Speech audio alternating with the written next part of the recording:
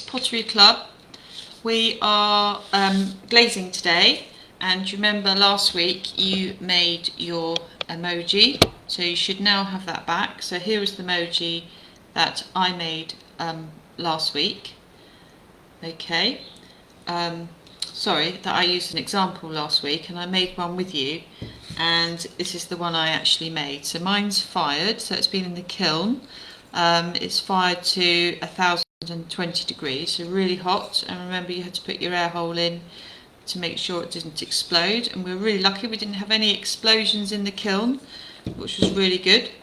And this week you're going to be underglazing, and you are going to glaze your emoji, and then you need to return them to school by Friday, and I'll come and collect them and I'll put them in the kiln and they'll go lovely and shiny like this one.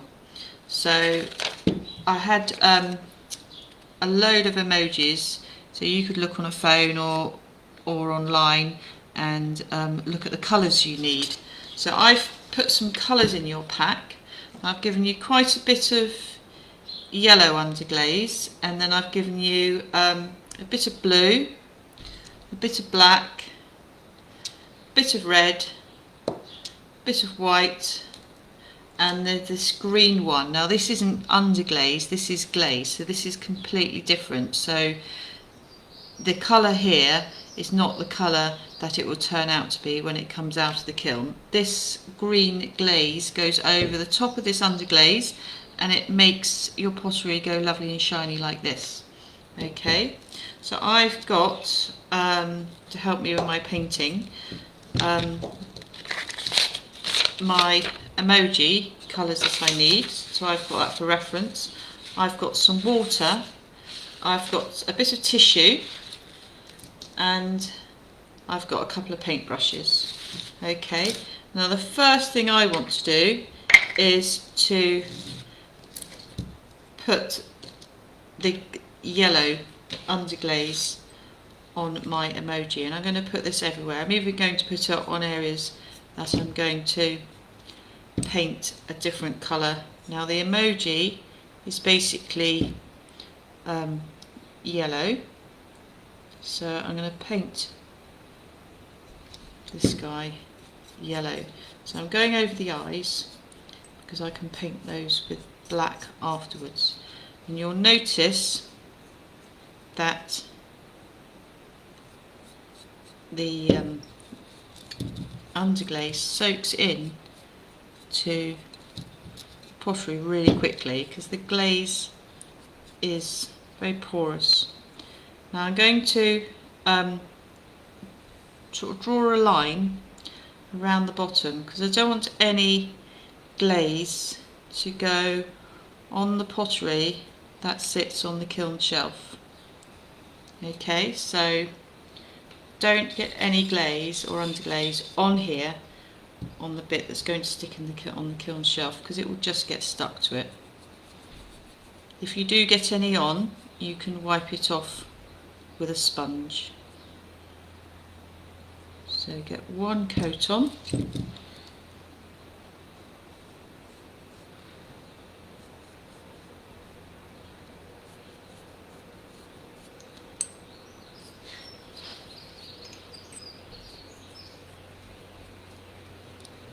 All over. It's going to be practically dry by the time I finish.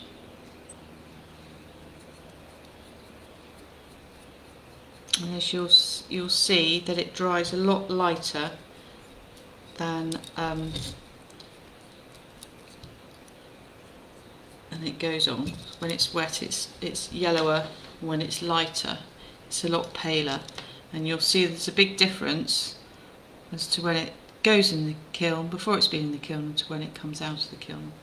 So as that's nearly dry, I can quickly, I'm just going to make that area a bit,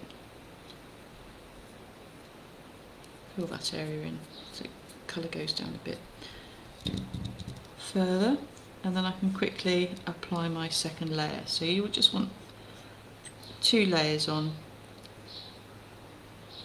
of your colour.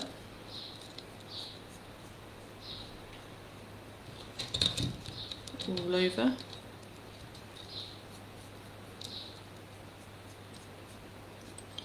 You can see where you've got some missed bits and just fill them in.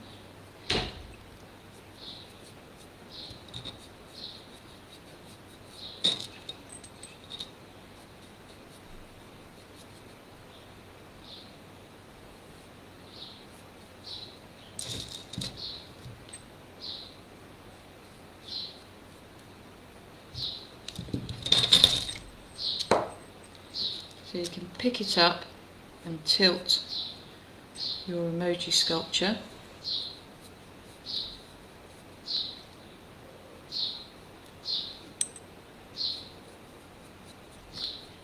So you can see where you've got to keep painting it.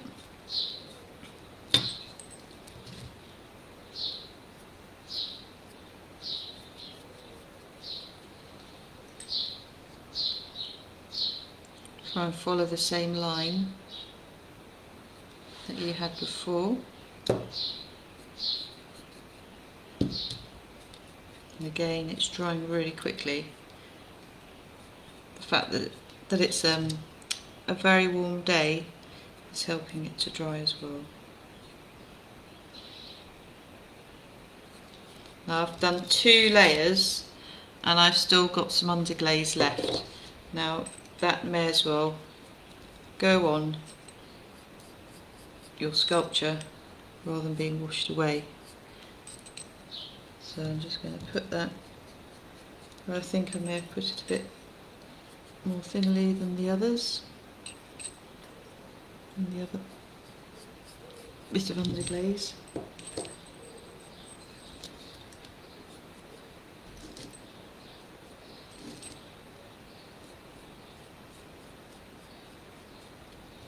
And that's my emoji painted yellow. So I'm going to clean my brush. Now your water is just for cleaning. If you dip your brush in your underglaze and then in the water, you're going to dilute the underglaze and the colour's not going to be as strong. Right, so I'm looking at my emoji on this piece of paper and I don't have any white, so I'm not going to use that at the moment. I could if I wanted to. I've noticed on my emoji it's got some toner work at the top of his head, so I could try blending some white in there if I wanted to develop that a bit further. I think the next thing I'm going to do is I'm going to get my red, so that's the red, and I'm going to paint the tongue because I've got a bright red tongue. So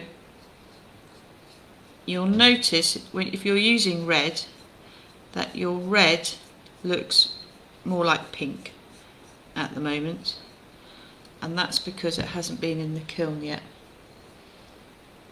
Okay, when it comes out of the kiln it will be bright red, like the yellow is going to turn bright yellow.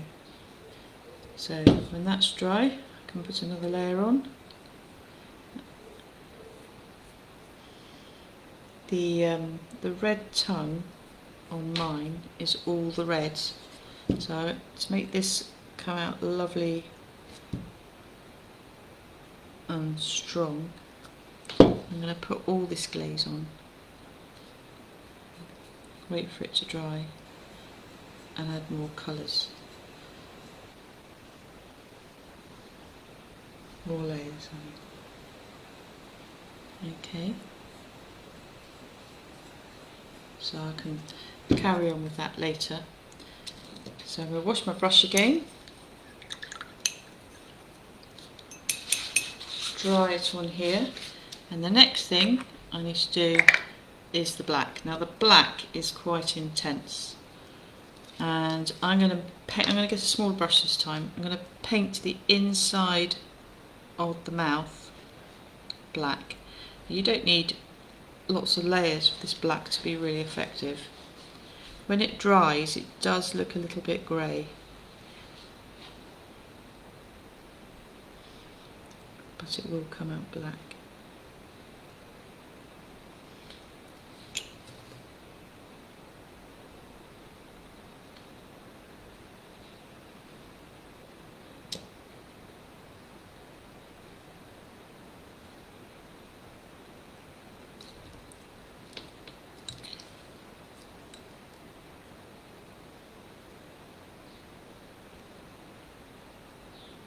And I'm going to do the other side.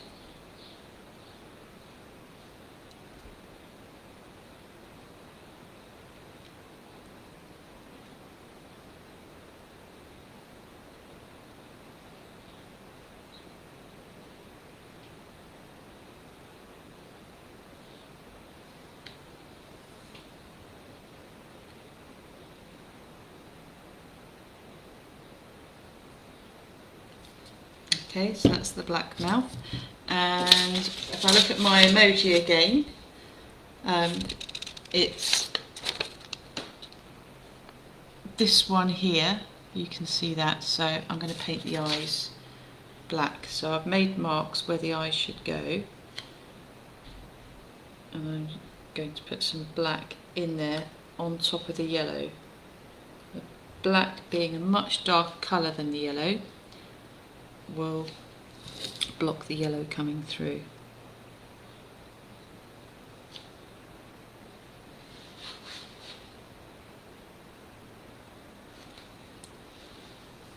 I'm going to do the other one.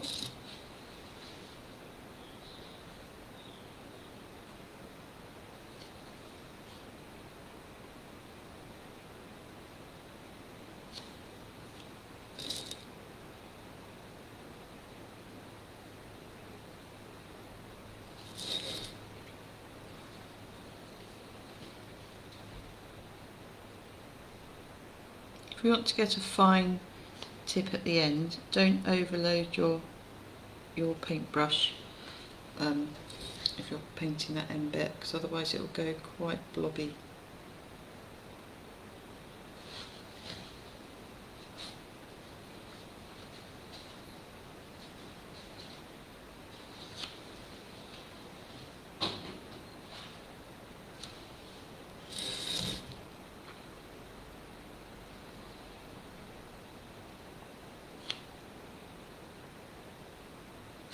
Now I got a little bit of black on the yellow, so I'm literally going to scratch it off.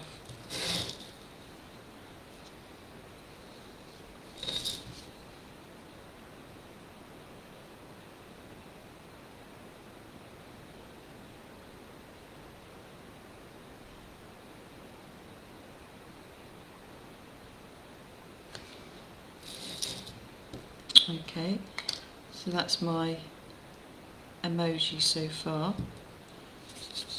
Now they have put a little bit of white,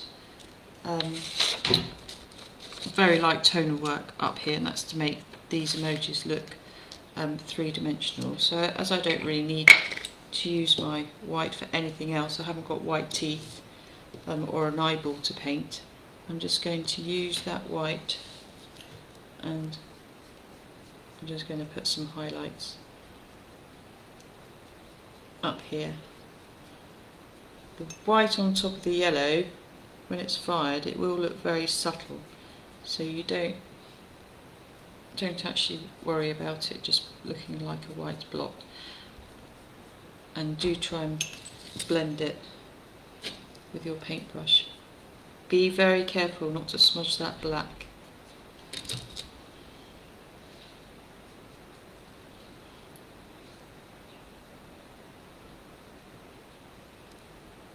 And get the rest of my yellow and just subtly blend it in.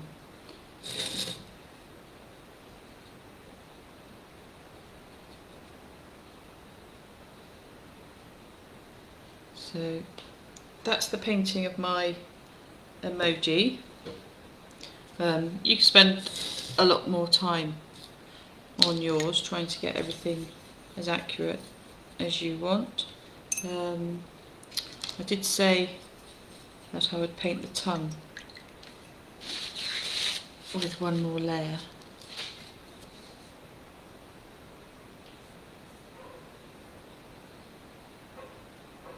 To make it really red, because I've got quite a bit of red left.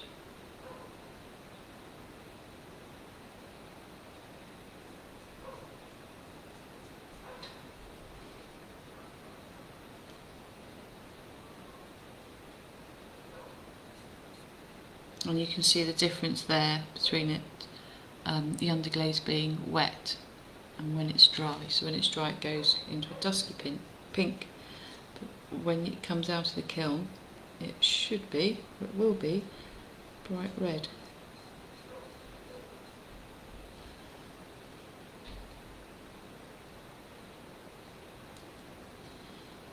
You can turn your pottery around to see where you've missed bits.